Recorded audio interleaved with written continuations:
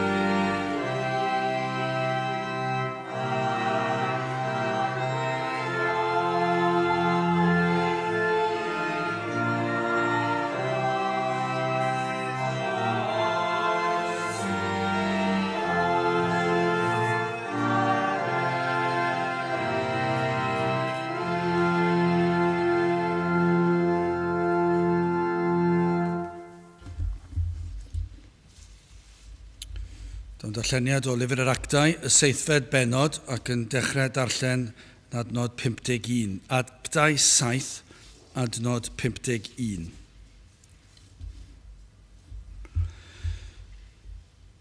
Chwi rai Gwargaled a dienwydedig o galon ac o glistiau, yr ydy chwi yn wastad yn gwrthwynebu'r ysbryd glân. Megis eich tadau, felly chwythau. Pa un o'r proffwyd i ni ddarfu i'ch tadau chwi ei erlyd, a hwyl addasant yr rhai oedd yn rhagfynegu dyfodiad y cyfiawn. I'r hwn yr awr hon y bio chwi i fradwyr a llofruddion. Y rhai a dderbyniasoch y gyfraith, trwy drefniad angylion ac nis cadwasoch. A phan glywsant hwy'r pethau hyn, hwy a phromasant yn ei celonau, ac a ysgyrnegasant danedd arno. Ac fe yn gyflawn o'r ysbryd glân a drychodd yn ddyfal tu ar nef ac a welodd o goniant Duw a'r Iesu yn sefyll ar ddeheulaw Duw. Ac fe ddywedodd, wele mi a welaf y nefoedd yn agored, a mab y dyn yn sefyll ar ddeheulaw Duw. Yna gweddasant a llef uchel, ac a geasant ei clistiau, ac a rhythrasant yn unfryd arno, ac ei bwriasant allan o'r ddinas, ac a'i llabyddiasant a'r tystion a ddodasant ei dillad wrth draed dyn ieuanc a elwyd Saul. A hwy a labyddiasant Steffan, ac efe yn galw ar Dduw, ac yn dywedyd arglwydd Iesu, derbyn fy ysbryd, ac efe ostyngodd ar ei luniau, ac a lefodd a llef uchel, arglwydd, na ddod y pechod hwn yn ei herbyn, ac wedi iddo ddywedyd hyn, efe a hunodd.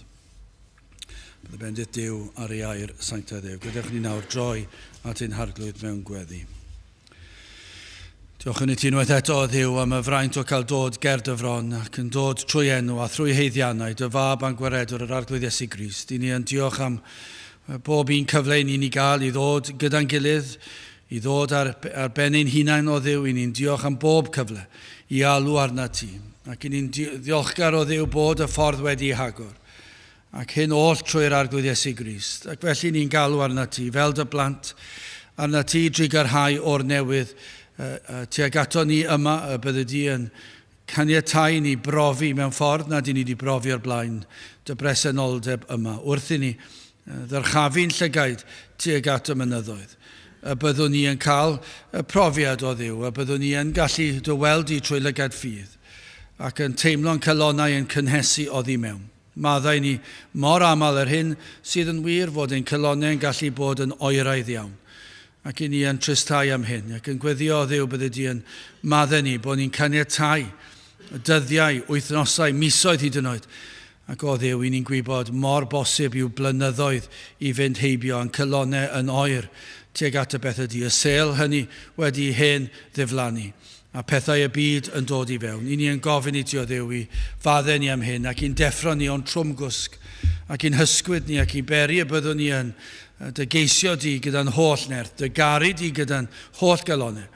Ac o Dduw ein hawydd fydd i dy ogoneddu di ac i fwynhau dy bresenoldeb. Felly o Dduw i ni yn gofyn y bydde di yn trigarhau wrthym ni yma yn ystod yr oedfa hon a thrwy gydol y dydd yma ac ar hyd a lled ein gwlad a gwledydd y byd. I ni yn gweddio o Dduw y cawn weld cyffyrddiad o'r nef. Dyma yw yr unig ateb o Dduw. Ni'n gwybod fod na bwyslais a phwysigrwydd a dyletswydd arno ni i dy wasanaethu di, i sefyll ac i gyhoeddi dy air.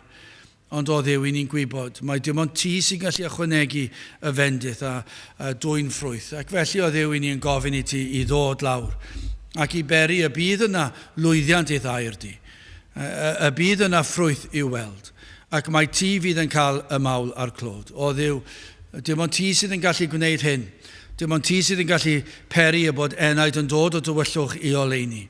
Dim ond ti sydd yn gallu peri i rywun dod o gyflwr o farwolaeth ysbrydol i gael ei bywhau. Ac felly ni'n gofyn i ti i wneud y gwaith. I ti ddod lawr ein plith. Ac i drawsnewid eneidiau, i drawsnewid dinas a pentrefi ac ardaloedd yn ein gwlad ni. Y byddwn ni yn cael clywed am y ffordd yr wyt ti yn dwy'n pobl at y ti dy hun trwy dy ras sydd yn anorchfygol. Felly o Dduw, tyr di'n plith nawr. Gad i ni dy geisio di, gad i ni dy brofi di yma. Nertha ni cynhesa'n calonau pera bod ein calonau ni ar dan wrth i ni ystyried y ffordd iachawdwriaeth a gweithio mawl a clod i ddenw di. Tyr felly diogelo ni nawr, i ni'n gofyn hyn oll trwy enw a thrwy heiddiannau dy fab a'n gwaredwr yr arglwydd Iesu Grist. Amen.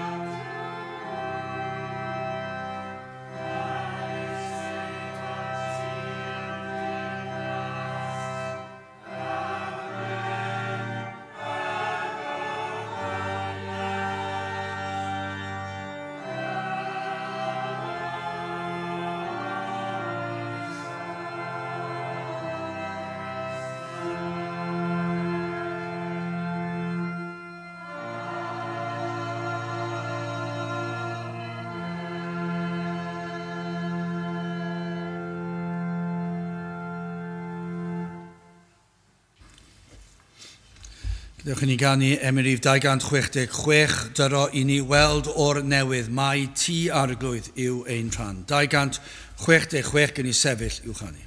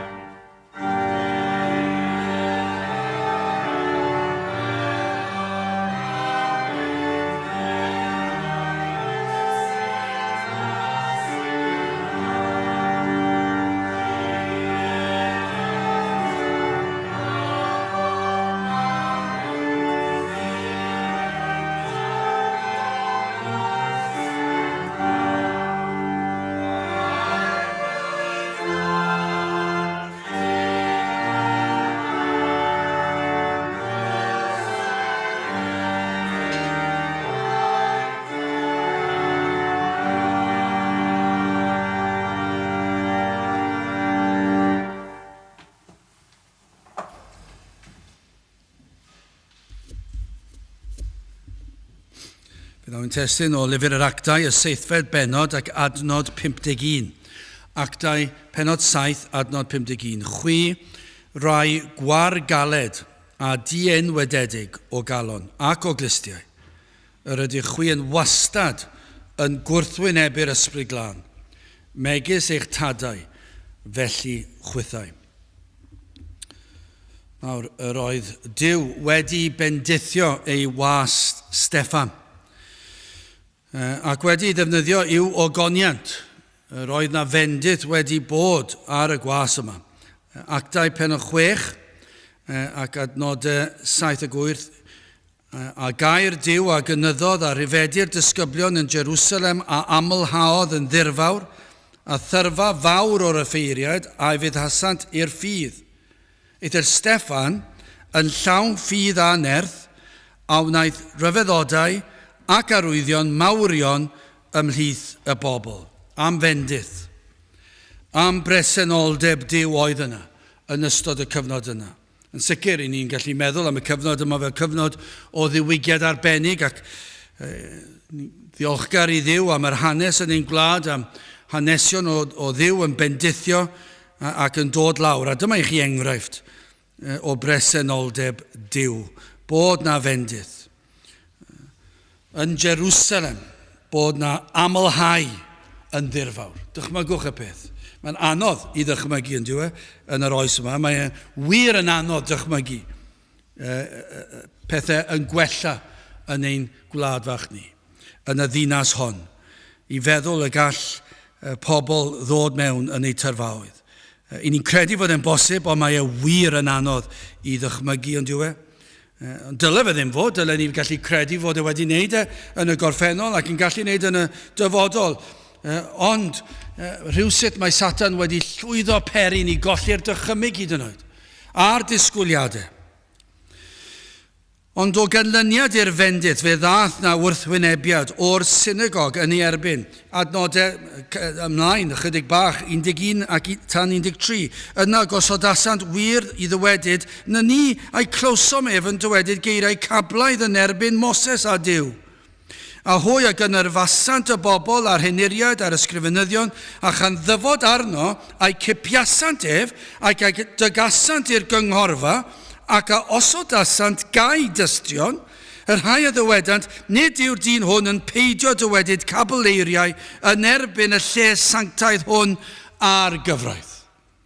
Dyna oedd canlyniad y fendith. Yr oedd y gwir yma wedi gwylltio yn ei erbyn ac felly yn dod â pobl i ddweud celwydd amdano. Dyma be mae Steffan wedi dweud. Mae e wedi dweud hwn. Ac yn ei gael e mewn i cryn dipyn o drafferth. Ond yna am bresenoldeb Duw oedd yna adnod 15. Ac fel yr oedd yr holl rai a eisteddant yn y cyngor yn dal sylw arno, hwy a welent ei wyneb e fel wyneb angel. Wel, yn sicr, mi roedd na rhyw bresenoldeb dwyfol yn doedd. A pan mae hwnni'n digwydd, ni'n gweld presenoldeb yr un drwg hefyd yn dod ac yn gwylltio ac yn ymosod mewn rhyw ffordd neu beidio. Ond yna fe ddechreuodd bregethu, ond fe welodd y gwrthwynebiad fwy wrth iddo fe bregethu. Ac fe welodd e o flaen ei lygaid, mae e wastad yn beth trist iawn, mae'n rhywbeth cyffredin iawn, ond mae e wastad yn rhywbeth trist pan yn gweld pan mae'r gwirionedd yn cael ei chyhoeddi ac mae yna wrthwynebiad o'ch blaen chi. Ac yr oedd yno i Steffan, yr oedd yn amlwg ei bod wedi ffyrnigo ni erbyn ac yn erbyn y neges. Ond am nerth a roddwyd i Steffan. Wrth weld yr atgasedd a'r gwrthwynebiad, rhoddwyd i Steffan y geiriau, fwy na hynny, rhoddwyd yr awdurdod iddo fo, yr eneiniad iddo yngan y geiriau o ddoethineb, byddai'r rhai yn dweud doedd e ddim yn ddoethineb. Petai chi'n edrych heddi, byddai'r mwyafrif llethol yn dweud doedd Steffan ddim yn ddoeth. Ond i ni'n credu mae gair Duw yw hwn ac yr rhoddwyd y doethineb iddo fe i ddweud y geiriau iawn. A fe rhoddwyd yr awdurdod, yr eneiniad, y doethineb wrth iddo fe yngan y condemniad llym yma arnynt ac am gondemniad. Mae'n edrych ar ei gynulleidfa ac mae'n dweud wrthynt, fe ddangosodd iddynt, sut nad oeddent yn rhan o gyfamod Duw. Felly cymerwch eich rhybuddio. Oes na gai ofyn, oes na rai sydd yn llawn crefydd a gweithredoedd da, ond hefyd sydd ag atgasedd tuag at y gwir efengyl. Nawr, fi na rai heb yr atgasedd yma, na mae'n wir, a gallai bod na rhyw fath o ddealltwriaeth ganddyn, gallai fod. Ond gan amla, tybiwn ni, yr hyn i ni'n dod ar ei traws nhw, ymhlith yr ychydig crefyddol sydd ar ôl, dyma beth sydd yn wir yw fod na rhyw atgasedd at yr efengyl. A pan yn dod wyneb yn wyneb ag e, mae e'n beth erchill, mae yna ffyrnigo yma. Ac fe welo Steffan hwn o'i flaen e, mi roedd na atgasedd, mae rhain oedd y crefyddol. Ac felly mae yna rybydd yn does. Ac mae'r darn yma yn un ysgytwol iawn. Wel, yn gyntaf, hoffwn ni edrych ar y Gwargaled. Yn ail y dienwydedig ac yn olaf yn drydydd gwrthwynebu. Y rhai sydd yn gwrthwynebu. Wel, yn gyntaf, y Gwargaled. Gwrandewch ar yr adnod, am adnod. Chwi, rai, Gwargaled a dienwydedig o galon ac o glistiau, yr ydych chwi yn wastad yn gwrthwynebu'r ysbryd glân. Megis eich tadau. A felly chwythau, fel eich tadau. Roedd eich tad chi yr un peth. A siŵr o fod bydden nhw'n nabod nhw ar tad ci, ar hen dad ci ac yn y blaen. Roedd eich tadau chi, eich cyndadau chi. Roedden nhw gyd nôl i'r proffwydi, roedden nhw'n rynion yr un peth. Mi roedden nhw'n rhai gwargaled, yn rhai dienweidedig, ac yn rhai oedd yn gwrthwynebu trwy'r amser. Ac mae Steffan yn edrych arnyn nhw.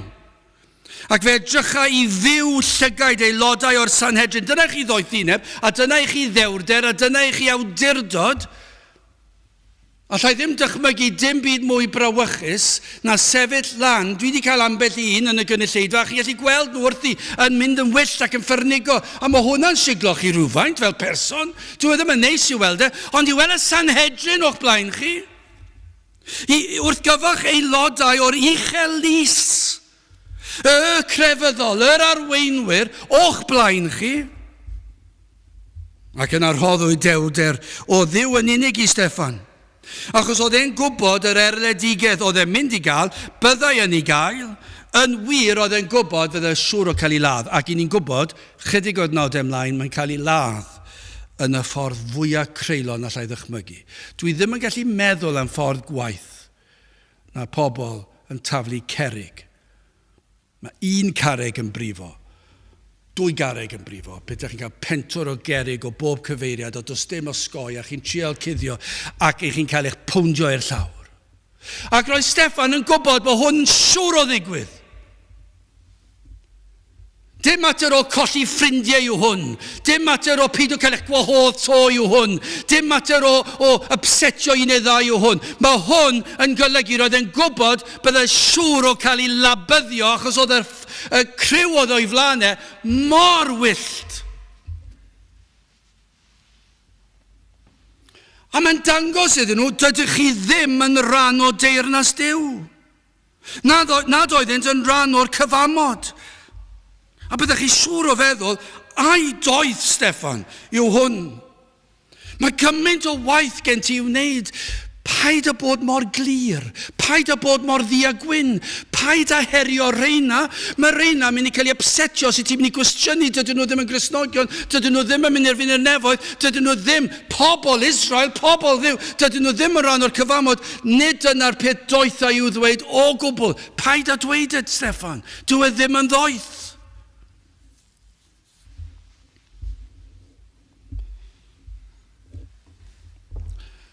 A wedyn mynd i galw nhw'n wargaled. Wedyn mynd edrych i fyw i llygad.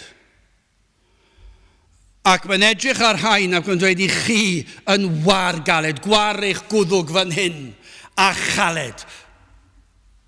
Dyna chi ddisgrifiad. Mae'n defnyddio, wrth gwrs, ni'n gwybod bod e'n gywir yn neud hyn, mae e dan awdurdod yr ysbryd glân fan hyn, a gair Duw yw hwn, ac felly mae e'n dweud y sefyllfa fel ag y mae e, ac mae'n defnyddio'r Hen Testament, Exodus 32 adnod 9, yr arglwydd hefyd a ddywedodd wrth Moses, nawr mae Duw yn dweud wrth Moses, gwelais y bobl hyn ac wele pobl wargaled ydynt. Nawr, os oeddech chi'n mentro dweud bod Steffan yn anoeth, mentrwch chi dweud bod Moses yn anoeth. A mentrwch chi ddweud bod Duw yn anoeth, yn galw y crefyddol yn wargaled. Hynny yw, tro ar ôl tro, gwrthodant ildio i air Duw, pan ymgrymant i'r llo o air, defnyddiodd y Duw y gair yma o fod yn wargaled i'w disgrifio nhw. Dewiso Steffan ei eiriau yn ofalus yn do.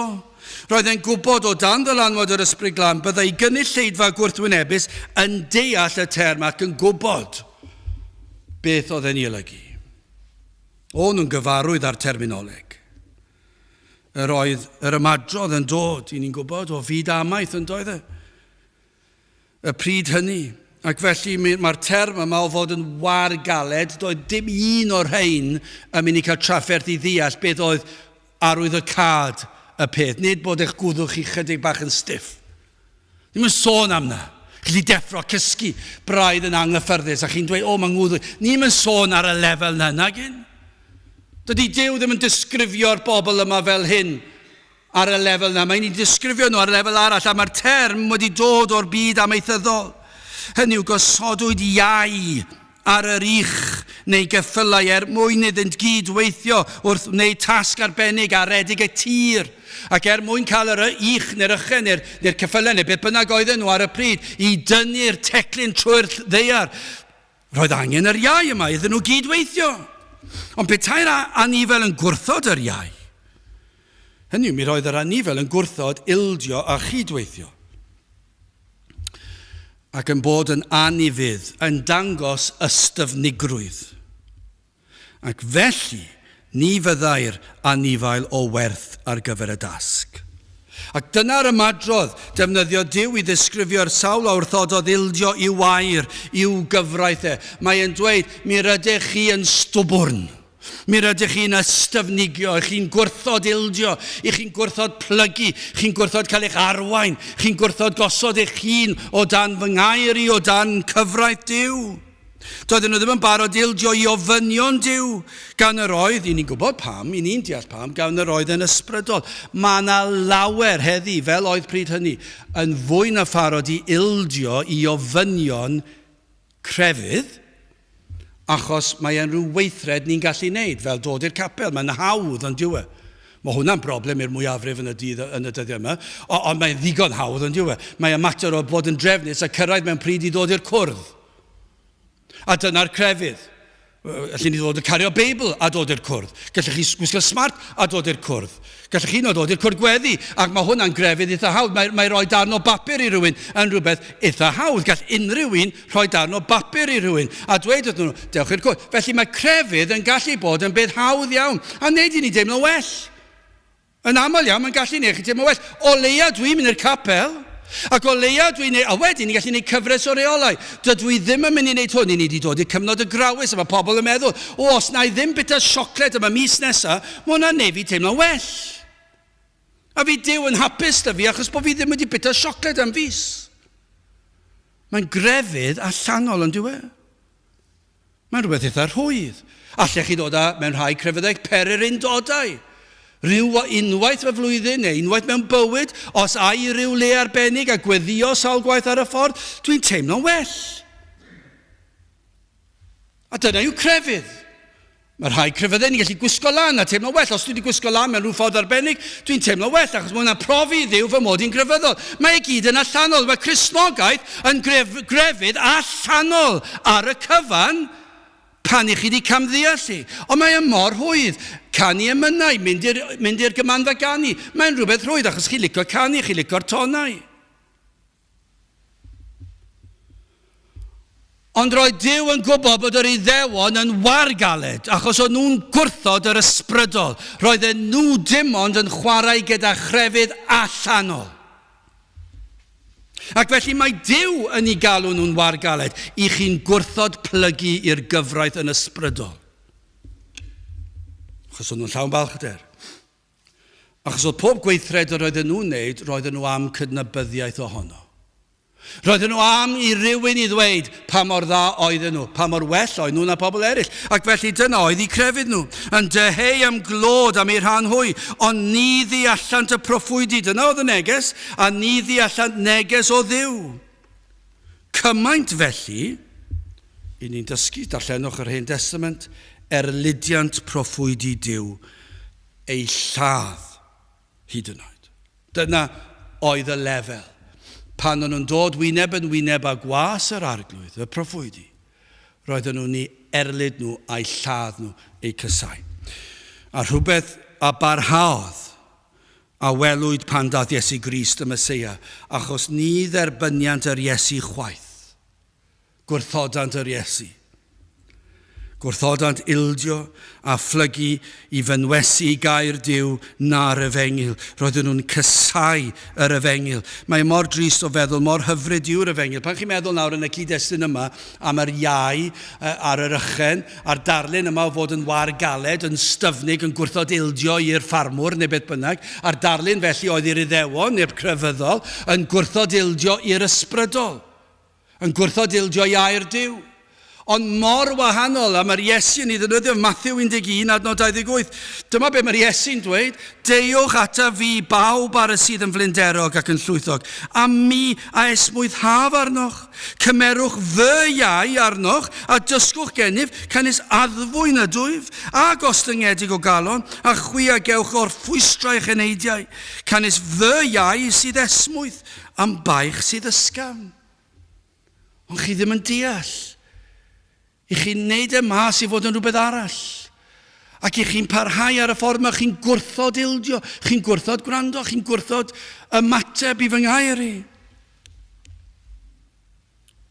Ond mae dal i weld yn diwe. Hyd heddi ni'n gweld yr ystyfnigrwydd yma, y gwrthodiad o air Duw, ei gyfraith, ei efengil yn Iesu Grist, sydd yn llawn o ras ac o drigaredd. Gai ofyn, oes na rai sydd yn gwrando? Efallai rhai fel yr Iddewon wedi bod trwy eu bywydau yn llawn crefydd a gweithredoedd da, ac eto bod na wrthwynebiad tuag at yr efengil, y ffydd efengylydd, yr angen am yr ail enedigaeth yma. Dyma'r termau sydd yn corddi pobl. A mae'r crefyddol, yr ychydig crefyddol sydd ar ôl yn ein gwlad ni, yn corddi yn cysau'r peth. Ac fe fydden nhw'n dweud pob math o bethau, fel o'n nhw'n dweud am Steffan, o'n nhw'n dweud pob math o bethau am Steffan, ac am iddo gael ei ladd yn y diwedd, a mi fydd yna lawer fel yna. Dwi'n cofio nôl i ddyddiau'r coleg. Ond mae yna dros 35 o flynyddoedd nawr. Ond fi'n siŵr bod y tipyn gwaith nawr. Ond dwi'n cofio nôl i'r dyddiau yna, yr efengyls. A'r pethau oedd yn cael ei dweud am yr efengyls oedd pob math o bethau. Pethau ddim yn wir, pethau dros ben llestri, pethau yn gas, pethau yn greulon. Ac yn dweud, maen nhw'n bobl od, maen nhw'n bobl llym, maen nhw'n bobl cil, maen nhw'n pob math o bethau'n cael ei dweud. A'r hyn oedd yn ei corddi nhw, oedd yr efengil. Roedden nhw'n cysau yr efengil. A'r rhain yn mynd i capel ar y sil. Ac os o'ch chi'n dod wyneb yn wyneb ar crefyddol, mi roedd yr atgasedd fwy. Mi roedd na rhywbeth, mae na rhywbeth am yr efengil sydd yn corddi'r crefyddol. Felly cymerwch eich rybuddio, peidiwch bod yn wargaled a gwrthod ildio i'r Duw, ei efengil yng Nghrist. Dyma chi her, os oes na rhywun crefyddol yn gwrando. Dydyn ni ddim yn gwybod pwy sy'n gwrando, nag yn. Ond o dro ni'n cael clywed am ambell un sydd wedi gwrando. A'r rhai efallai sydd wedi cael ei magu ar gapel ac ar grefydd Cymreig. Ac wedi dod wyneb yn wyneb ar efengil ac wedi cael y darlun yma bod yn erchill, bod yn afiach, bod yn eithafol, bod yn gil. A wedi camddeall yr holl neges. Mae'n gil. Ac yn wir, mae'n eithafol. Ond mae'r Iesu'n dweud hefyd, dewch ato fi bawb, ar sydd yn flinderog ac yn llwythog. Chi sy'n poeni. Chi sy'n torri'ch cylonau. Chi sy'n ofnus. Chi sy'n drist. Chi sy'n bryderus. Chi sydd ddim yn siŵr beth sydd yn mynd i ddigwydd pan fyddwch chi'n anadlu'ch anadl olaf. Dewch ata fi bawb. Cymerwch fy iau arnoch, ond gai bwysleisio i chi, mae e'n iau gwbl wahanol i iau y crefyddol. Mae'r iau na ni'n galed iawn, ni'n creulon iawn. Os ych chi eisiau dilyn rhyw grefydd, mae'r crefydd y byd yn un creulon iawn. Mae'n rhaid i ddilyn pob math o gyfarwyddiadau a rhyw orchmynion a rhyw bererindodau ac ych chi dal ddim yn sicr os fydd yn plesio Duw. Doedd ddim yn dod â dim heddwch i chi, ond mae hwn, wrth dod â Iesu Grist, cymerwch fy iau arnoch a dysgwch gennyf cynnes arddfwyn y dwr a gostyngedig o galon a chwi a gewch o'r ffwystra i'ch eneidiau. Canis fy iau sydd esmwyth am baich sydd ysgafn. Ond dyma'r broblem. A dyma chi'r her i'r crefyddol. I'r rhai sydd wedi bod yn stwbwrn, yr ystyfnigrwydd yma. Y gwrthod ildio, y gwrthod plygu i'r arglwydd Iesu Grist. Chi a pob math o ragfarn yn eich meddwl. Do, byddwch chi'n fodlon gwrando am eiliad. Wel, gadewch chi'n symud ymlaen. Mae hwnna'n un disgrifiad, ond oedd hwnna'n un peth, ond am symud ymlaen. Yn ail, dienwededig, chwarae gwargaled a hwnna ddim yn ddigon. Ar y pwynt yma, chi'n meddwl, nawr ten Steffan, paid. Paid, ti'n mynd i wylltio pobl fan hyn. A ti'n mynd i ffyrnigo nhw. Dyw e ddim werth e. Gad e. Ti di dweud digon nawr, Steffan. Ti di dweud digon. Un gair fach arall, a fi'n credu mae'n drwbl mynd i fod yma. Ond felly, falle bod rhywun wedi dweud nawr, dwi ddim yn gwybod, dwi'n gobeithio ddim. Yr oedd yn gyfnod o fendith, ond chwarae gwargaled a nawr mae e wir yn mynd amdani, a dienwededig o galon ac o glistiau. Os oedd yr ymadrodd a ddefnyddio Steffan yn gyntaf am y gwargaled yn un llym, yn erbyn yr Iddewon crefyddol, Yna i'w disgrifio fel y dienwydedig o galon ac o glistiau. Nawr, mae hwnna'n fwy trawiadol ac ysgytwol ac mae yn ei brif. Mae hwnna wir. Chi ddim yn galw I Dduw aelod o'r Sanhedrin yn dienwydedig. Chi ddim yn ei na. Achos hwnna oedd popeth iddyn nhw. Maen nhw wedi enweidi y corff. Ac oedd hwnna'n arwydd o'r cyfamod. Roedd hwnna'n arwydd ei bod nhw'n Iddewon. Yn rhan o deyrnas nhw. Dyna y popeth yn allanol. I ni yn bobl I Dduw. Paid I adweud ein bod ni yn ddienwydedig. A'n holl hanes ni I gael ein disgrifio fel un nad oedd o genedl Dduw, un cymharu ar paganiaid, y cenedl ddynion. I ti, Steffan, yn mynd I gymharu ni a gweddill y byd paganaidd sydd yn plygu lawr I addoli diwiau ffals. Ti'n mentro galw ni, pobl Dduw, yn ddienwydedig fel nhw? Bydda hyn wedi hysgwyd nhw. Achos roedd pob Iddew yn enweidi pob un bachgen ar yr wythfed dydd o'i bywyd, ac felly byddant yn rhan o'r cyfamod yn un o bobl Dduw. Ac yn sicr yr oedd y weithred allanol o'r enweidi yn rhywbeth amlwg, y torri I ffwrdd o'r croen ar y bachgen bach, yn weithred gweledol, corfforol, ond nid oedd hyn yn bwysig yn ôl gair Duw. Achos grandewch, Deuteronomium 10 adnod 16, enweidiwch chwythau ddienweidiad eich calon, ac na chaledwch eich gwar mwyach. Wel, mae popeth fyna'n diwe. Mae'n dweud, mae'r weithred allanol yna'n rhan o'r genedl Iddewig, ond y beth sy'n bwysig yw, oes na weithred ar y galon wedi digwydd. Dyma oedd y broblem. Crefydd allanol. Doedden nhw ddim wedi deall. Ac felly mae'n dweud, enweidwch chwythau ddienweidiad eich calon. Newch na, a mae'n mynd ymlaen, ac na chaledwch eich gwar mwyach. Peidiwch ac ystafnigio. Peidiwch a dweud, dwi ddim yn mynd I wrando dim mwy. Dwi ddim yn licio hwn. Dwi ddim yn licio tôn y llais. Dwi ddim yn licio bod yn mynd ac yn siarad â fi. Mae'n siarad â fi fan hyn. Dwi ddim yn licio na. Ac felly dwi ddim yn mynd I wrando. Dwi'n mynd I wrthod gwrando. Dwi'n mynd I fod yn wargaled. Dwi'n mynd I fod yn styfnig. Dwi ddim fel yr ychen oedd yn ystafnigio, oedd yn gwrthod ildio i'r iau, ac felly mae'r enaid o'r crefyddol yn gwrthod ildio, gwrthod gwrando, achos yn dweud, na, dwi ddim yn licio hwn. Yn sicr yr oedd yr iaith yn iaith gyfarwydd, byddant yn ymwybodol o'r fath dermau, ac eto'r ystyfnigrwydd yma, y gwrthod plygu, y gwrthod I fyddhau, y creu crefydd cnawdol, gweledol, llawn balchder, ond hyn oedd angen torri I ffwrdd nid y cnawd allanol o'r reidrwydd, ond y pechod o'r galon. Drwchwch ar eich pechod, y brynt ni yn y galon. Dyma yw gwreiddyn y broblem. Yr oedd angen gwaith ar yr enaid. Nid oeddent yn berchen ar gwir enweidiad y galon. Dyna dywedwyd amdanyn nhw. Roedd angen agor y galon. Roedd angen agor y glist I wrando ar air Duw ar ei ffordd o iachawdwriaeth ar yr efengil. Roedd angen fodloni gwrando. Peidiwch a bod yn stwbwn, peidiwch a gwrthod. Gadewch I air Duw siarad â chi. Dyna oedd y broblem yn hyn. Oedd rhain wedi cael yr fath ragfarn. Doedden nhw ddim eisiau fe. Roedd na gasineb tuag at yr efengil. Gai ofyn, sawl un sydd wedi cael galon neu cael clistiau?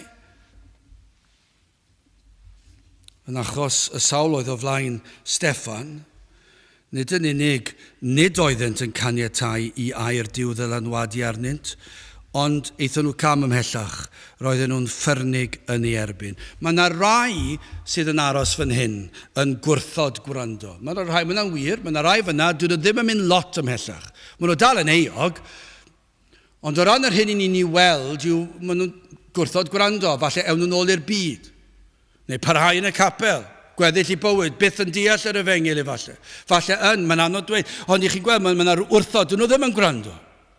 Neu maen nhw'n gwrando ar y darnau maen nhw'n hoffi, ond maen nhw'n hoffi'r darnau eraill. Ac felly, maen nhw'n ystafnigio, maen nhw'n stybyrno, maen nhw'n mynd yn flin. Dyn nhw'n ddim eisiau dod to i wrando, nes bod nhw'n gwybod bod rhywun arall yn mynd i ddod, sydd yn dweud rhywbeth, maen nhw'n licio. Dyna math o benbleth. Ond maen nhw'n rhai sy'n mynd yn cam ymhellach. Maen nhw'n gwrthod gwrando, ond mae'n troi at ffyrnigrwydd yn ei herbyn. Mae yna sawl un yn does yn edrych ar eglwysi fel ni yn eithafol, dros ben llestri'n gul, yn hiarnaidd, bod y neges yn llym a chaled. Bod ni mor gul bod ni ddim yn fodlon dweud bod pob un sydd yn dweud bod nhw'n Gristion yn Gristion. Fe ddylech chi dderbyn pawb. Cyn belled bod nhw'n dweud bod nhw'n Gristion, ma nhw. A ni allwn ni herio nhw hyd yn oed. Yn garedig yn dweud, ydych chi wedi deall. Dydyn ni ddim eisiau chi fynd eich bedd yn meddwl bod chi'n iawn. Ond dyma lle ambell aeth mae'n troi o fod yn gwrthod gwrando ac yna rhyw ddiwrnod ambell aeth mae'n cymryd 20 mlynedd, 30 mlynedd ac yn sydyn iawn maen nhw'n dod i ddeall beth yw'r neges efallai o'r diwedd maen nhw wedi gwrando ar un bregeth o'r dechrau'r diwedd ac mae'n ei gwylltio nhw ac chi'n gweld y siglo symud yn y sedd a chi'n gweld nhw'n mynd nôl ymlaen a mae'r gwyneb yn troi yn borffor ac chi'n gweld mae yna rhyw atgasedd o'r diwedd maen nhw wedi gwrando ond nawr maen nhw'n cysau yr efengyl. Mae mor drist, ond dyma oedd yr Iddewon, dyma fel oedden nhw. Roedd Steffan yn gwynebu hyn, ac mae wedi bod yn hanes yn ein gwlad ni ers hynny. Yn sicr dros y ganrif diwetha, mae'r efengyl wedi cael ei chyhoeddi, ond mae'r crefydd wedi troi yn llwyr yn erbyn y ffydd efengylau. Ac felly ceir y ffyrnigrwydd yma, gwrthod gwrando. Gwrthod gadael y posibilrwydd mae dyma'r gwirionedd. Y gwrthod ystyried efallai fod yn wir ac mae dyma yw'r ffordd, yr unig ffordd. Mae Iesu Grist wedi dweud mae fi yw'r ffordd y gwirionedd a'r bywyd, yr unig ffordd. A does neb yn cyrraedd y tad ond trwy Iesu Grist. Does dim ffordd arall. Ac felly un ffordd i'r nefoedd sydd, un ffordd, bydd amgylchiadau gwahanol a fydd profiadau pobl chydig bach yn wahanol, ond ar y cyfan yr un yw'r ffordd, fydd pob un yn dod at Grist. Ac o na fyddwch chi'n ystyried efallai bod mynd i'r capel ddim yn ddigon. O na fyddwch chi'n ystyried yw canu'r emynau pan i chi adre heb y llyfr emynau achos i chi'n gwybod y geiriau mor dda. Ac ond nid yw'n rwydd iawn i ni gallu perswadio, dwi wedi wneud mi roeddwn ni'n gwybod geiriau mi dafla maich o ddiarf yn gwar. Honna oedd fy hoff emyn cyn dod i gredu. Ac o na berswad. Dwi'n gwybod yr emyn. Dwi'n gwybod y llinell bas. Dwi'n dwlu arni. Ond dyw hwnna ddim yn ddigon, nag yw? Ac am genedl o Gymru i ni, o ddibynnu ar yr allanol, a mae yn drasiedi, faint sydd wedi mynd i dragwyddoldeb wedi meddwl bod capelyddiaeth yn ddigon. Fod bod yn garedig i cymdogion yn ddigon, fod helpu'r tlawd yn ddigon. I ni eisiau'r hynna i gyd, ond dyw e ddim yn achub enaid nag yw e. Ond mae'r union fel yr Iddewon, fydd na myrddiynau o Iddewon yn rhagwyddoldeb colledigaeth achos bod nhw wedi gwrthod gwrando, gwrthod ildio, gwrthod credu yr efengyl, achos o'n nhw'n llawn balchder, edrychwch arno fi, dwi mor dda. Dwi'n mynd i'r capel.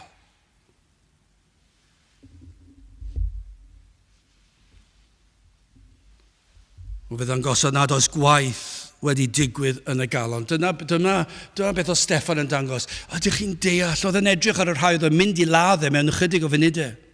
Ac oedd yn edrych am rybydd iddyn nhw, am rybydd ac am dragwyddoldeb. Os na ddath rhai o'r rhain i gredu, am dragwyddoldeb iddyn nhw, wrth iddyn nhw daflu'r carreg a laddodd Steffan.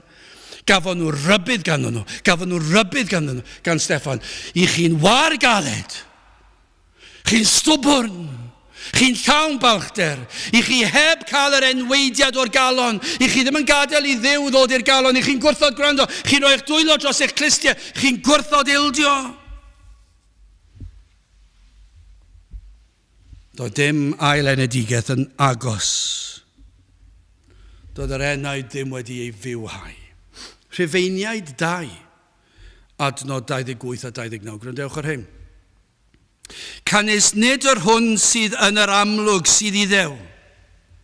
Ac nid enweidiad yw yr hwn sydd yn yr amlwg yn y cnawd. Eithir yr hwn sydd yn y dirgel sydd iddew, ac enweidiad y galon sydd yn yr ysbryd, nid yn y llythyren, yr hwn y mae ei glod nid o ddynion, ond o Dduw. Allwch chi ddim cael yn fwy clir. Ac mae hwnna yng nghyfieithiad William Morgan. Does dim eisiau rhyw gyfieithiad y stryd arno ni. Dwi'n ddim yn anodd. Ac os oes na rhywbeth anodd, ni'n gallu esbonio fe trwy lyfrau neu pregethau. Mae mor glir. Dyna be mae Paul yn dweud i'r Rhufeiniaid. Am lythyr i'r Rhufeiniaid, mae'n llawn pethau sydd yn ddwys tu hwnt. Ond am eglur, canys nid yr hwn sydd yn yr amlwg, dyna crefydd ein gwlad fach ni. Mae'n tragedy o'r mwyaf. Does dim tragedy mwyaf ar gael yn ein gwlad ni, nag oes? Mae'n driennus, canys nid yr hwn sydd yn yr amlwg sydd iddew, nid yr enweidiad yw'r hwn sydd yn amlwg yn y cnawd, either yr hwn sydd yn y dirgel sydd iddew, ac enweidiad y galon sydd yn yr ysbryd. Nid yn y llythyren, yr hwn y mae ei glod nid o ddynion, ond o Dduw. Be mae Duw yn gweld yn y galon? A oes na waith wedi digwydd yn eich calon? A'i cyfres o reolau yw eich crefydd? A ydych yn ymfalchio yn yr hyn a wnaethoch chi? Neu a oes na waith o ddifri wedi digwydd? Rhywbeth sydd y tu hwnt i chi?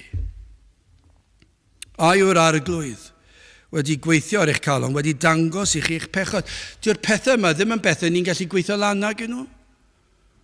Dyn nhw ddim yn bethau ni'n gallu ymfalchio yn nhw. Y cwestiwn ni'n gofyn yw, ydych chi wedi teimlo'ch pechod?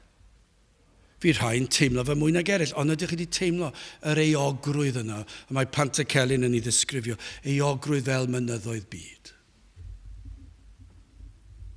Ydych chi wedi dod i weld eich brynt ni, eich gwendid?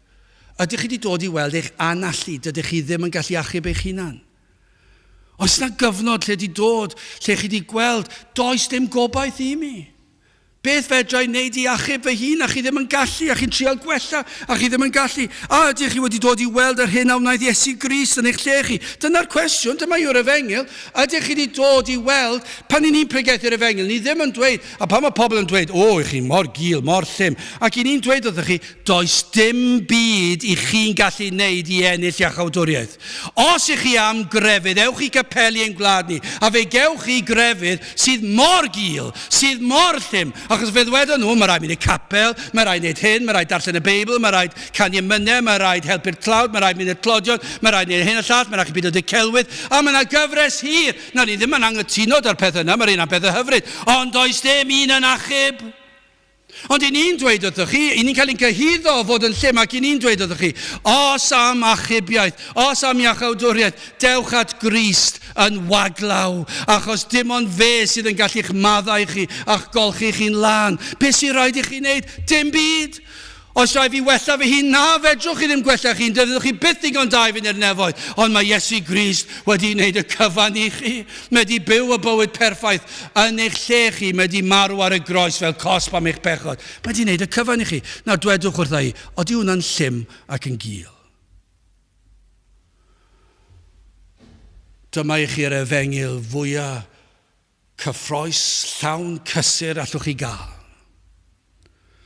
Dwi ddim yn dweud bod rhaid i chi fynd ar ber yr undod am 500 milltir. Dwi ddim yn dweud bod rhaid chi weddio 50 gwaith bob dydd. Dwi ddim yn dweud bod rhaid chi rhoi hyn a hyn o ganran tuag at y tlawd. Dwi ddim yn dweud dim byd o'r fath. Dim byd o'r fath. Be mae'n dweud yw dewch at Grist. Dewch at Iesu Grist. Felly gai ofyn eto i chi, a ydych chi wedi bod yn fodlon gwrando ar y neges? Ydych chi wedi bod yn fodlon gwrando am unwaith ar yr Efengil? Oes na un gair o'r Efengil chi wedi fodlon gwrando? Dyna beth yw'r her, achos roedd yr Iddewon yn wargaled ac yn ddienweidedig o galon ac o glist. Oedd nhw'n gwrthod gwrando. Oedd nhw'n gwrthod gwrando. Ac am genedl o wrthodwyr gwrando.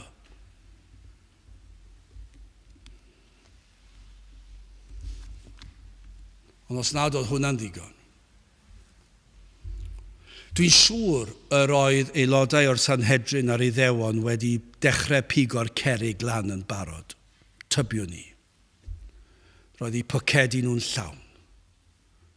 Siwr o fod ar y Gwargaled, cyn hynny, o Steffan di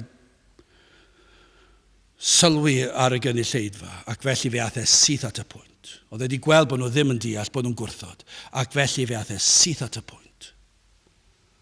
Tybiwn ni bod y pocedi'n llawn cerrig. Ac felly orffen yn drydydd y gwrthwynebu. Grandewch ar yr adnod o chwi rai Gwargaled. A dienwededig o galon ac o glistiau. Ac wedyn, mae wedi dweud, mae hwnna wedi bod yn ddigon nawr, mae'n dweud hyn, yr ydych chwi wastad yn gwrthwynebu'r ysbryd glân. Megis eich tadau, felly chwythau. I chi wedi gwrthwynebu yr ysbryd glân. Ac eto, mae'n defnyddio iaith sydd yn gyfarwydd iddyn nhw. Mae'n defnyddio terminoleg o'r Hen Testament. Y tro yma, Eseia 63 adnod 10. Hwythau oeddynt wrth ryfelgar ac a ofidiasant ei ysbryd sanctaidd ef. Am hynny y trodd fe yn elyn iddynt ac yr ymladdodd yn ei herbyn. Mae Steffan yn defnyddio geiriau o'r Hen Testament, rhywbeth o'n nhw'n deall. Rhywbeth mae Duw wedi defnyddio i ddisgrifio nhw'n y gorffennol. Ac felly mae'n dweud i chi dal wrthi. Roedd eich tadau chi a cyndadau chi yn gwrthod yr efengil ac eich chi dal i wrthod ac yn dal i gwrthod ildio a gwrthod gwrando ar unrhyw air o'r ysgrythyr. Am tragedy. Dyma yw'r tristwch o'r mwyaf. Pan y gwelir y llaw yn dod i fyny, y gwrthod ildio a gwrthod plygu i gyfraith Duw, i bwysleisio'r allanol tra fod y galon yn galed ac yn llawn bryntni. Ond dyna i wrthwynebu'n llwyr. I fod yn rai sydd wastad yn gwrthwynebu yr ysbryd glân. Dychmygwch cael eich disgrifio fel un sydd wastad yn gwrthwynebu'r ysbryd glân. Y pechod o'r mwyaf. Pan fod trigareddau Duw yn caniatáu i ffordd iachawdwriaeth cael ei chlywed ganddoch, y cyfleoedd y cawsoch i glywed am y cynllun a luniwyd cyn i'r byd cael ei greu, cynllun i achub rai fel chi a fi, ffordd a drefnwyd i ddileu ein dyled, i wared ni o'n pechod, i'n golchi ni yn llwy'r lan, sawl un yr ydym wedi weld dros y blynyddoedd sydd wedi gwrthod gwrando a gwrthod yr ysbryd glân. Falle bod yr ysbryd glân wedi dod yn agos iddyn nhw mewn digwyddiad, falle salwch, falle damwain, falle ofn, falle oedfa, mewn oedfa. A bod yr efengil yn cael ei chyhoeddi'n glir i rywun, a bod presenoldeb Duw yna, a bod rhywun yn eistedd yn gwrando, ac mae rhyw gynnwrf yn digwydd yn yr enaid, maen nhw'n cael eu hysgwyd, maen nhw'n ystyried y peth, am eiliad efallai, ac yna mae'n dweud, na. Achos dwi'n gwybod diwedd y gan. Os ddo i gredu fel chi, fi rai fi ddod i'r cwrgweddi. Dyna be fydd nhw'n siŵr o fod yn meddwl. Fi rai fi gadw'r sil. Fyddai ddim yn gallu mynd mas ar nos Wener i ambell i le. Fyddai ddim yn gallu ymuno a fy ffrindiau. A fydd yr holl bethau mae'n dod o pethau chi ddim yn gallu, a byddwch chi'n meddwl, na. Dwi'n caru'r byd gormod. Dwi'n caru'r byd gormod. Sa eisiau crefydd fel yna. Dyna pam maen nhw'n galw e'n gul ac yn llym. Ond yr hyn dyn nhw ddim yn sylweddoli yw, yr eiliad chi'n dod at Grist, dyw'r pethau yna dyn nhw ddim yn feichus i ni, dyn nhw'n troi cefn ar y pethau yna, ddim yn brifo, maen nhw'n fraint, dyna be mae'r Cristion am i'w wneud, mae e am droi at yr arglwydd, mae e am byw i'r arglwydd, does dim ots bod wedi troi cefn ar y pethau yna, mae e am treulio'r dydd y sabath yn ei di, trwy gydol y dydd os oes rhaid, dim rhaid yw e, mae eisiau bod yna, mae eisiau bod yn y cwrgweddi, dwi ddim eisiau trwy'r amser chwilio am esgus i beidio bod yna, mae yna rhywbeth yna, fe fydd yna rhywbeth yna.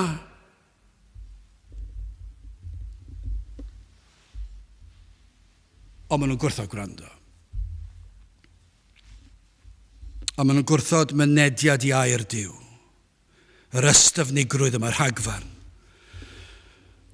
A ni wedi gweld pentwr. Ni ddim yn wneud hwn lan. Mae'n ysgrythurol, mae'n ddisgrifiad ysgrythurol i ni'n ei weld. Ni wedi darllen yn hanes yr eglwys ac i ni'n ei weld yn ein bywyd ni. Ni wedi gweld y caledi yma tuag at yr efengil, y gwrthod yr efengil. Falle mewn rhai achosion, maen nhw'n mynd ac yn derbyn efengil arall debyg sydd yn caniatáu iddyn nhw wneud be maen nhw'n moyn. A wedyn mae rhaid gofyn y cwestiwn ble mae'r rheini'n sefyll, dwi ddim yn gwybod. Achos lle mae yna wrthwynebiad I air Duw, mae'n codi ofn yn diwe, mae'n codi dychryn, pa mae yna gwrthod. Ni ddim yn sôn am pobl sy'n mynd deall fan hyn. Ni ddim yn sôn am rheini, ni'n sôn am yr rhai sy'n dweud, dwi ddim yn licio yna. Mae hwnna dros ben llestri. A pan mae dal y llaw fan ni'n dwylo dros y glist, pan mae'r ffyrnigo yma, mae e fel yr Iddewon, mae e'n tragedy o'r fwyaf, dyle fe torri'n calonau ni. Pan ni'n meddwl, ni'n nabod gormod ohonyn nhw'n gormod o lawer wedi bod yma, wedi codi'r llaw fan ni, wedi cuddio'r clistiau, a wedi dweud, dim mwy diolch yn fawr, ffwrdd â fi. Ond am safle beryglus I wrthod cariad a thrigaredd Duw yng Iesu Grist. Ac am beryglus I'r arglwydd troi gefn arnoch chi.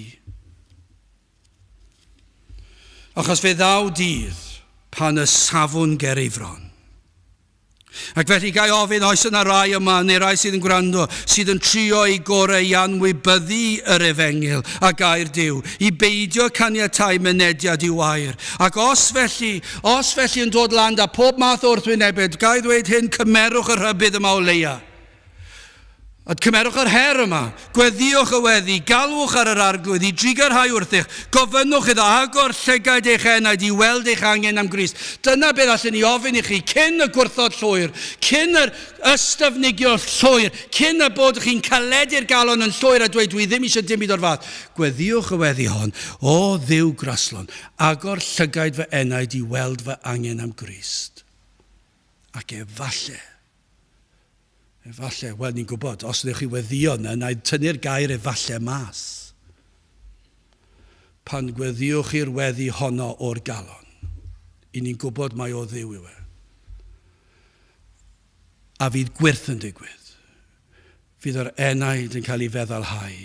Fydd enweidiad y galon yn digwydd. Fydd Crist yn delio ar pechod, ar anghrediniaeth, ar stwborno, ar holl bethau hyll yna, ac yn ei hoelio i'w groes. A fydd ei waed yn eich golchi chi'n wynach na'r eira. A fydd yn rhoi clogin o'i gyfiawnder, ei berffeithrwydd I chi. Fydd dim rhaid I chi trio fod yn Gristion byth eto, achos mae Iesu Grist wedi rhoi ei berffeithrwydd I chi, ac I chi'n Gristion yng Nghrist. Yn cymerwch y rhybydd. Gweddiwch y weddi. Dewch at Grist. Ac I orffen, na I ddarllen y geiriau yma, achos o am wahanol yw e. I cryfyddau pob crefydd y byd. Dewch ata fi bawb ar y sydd yn flinderog, ac yn llwythog, a mi esmwyddhaf arnoch. Cymerwch fy iau arnoch, a dysgwch gennyf, cynnes a ddfwy na dwyf, a gostyngedig o galon, a chwi a gewch o'r ffwysfa eich enaid, cynnes fy iau sydd esmwydd, am baich sydd ysgam. Gadewch I ni weddio. O Dduw, I ni yn diolch am yr efengil sanctaidd. Ac yn gweddio Dduw y byddu di yn peri. Fy'n a rai. Fy'n a rai sydd wedi bod yn ystyfnig, ac yn gwrthod gwrando, ac yn gwrthod ildio. Ond o'r diwedd, yn galw arna ti, I agor llygaid yr enaid, I weld yr angen am Grist. Tyrd gweithio yn ein plith, gweithio yn rymnus, a diogela ni rhag yr un drwg. I ni gofyn hyn o trwy enw ac heiddiant ein harglwydd Iesu Grist. Amen. Wel, I orffen I gwasanaeth, gadewch I ni ganu Rhif 197. Mawr oedd Crist yn rhagwyddoldeb, mawr yn gwisgo natur dyn. 197 gen I sefyll i'w chanu.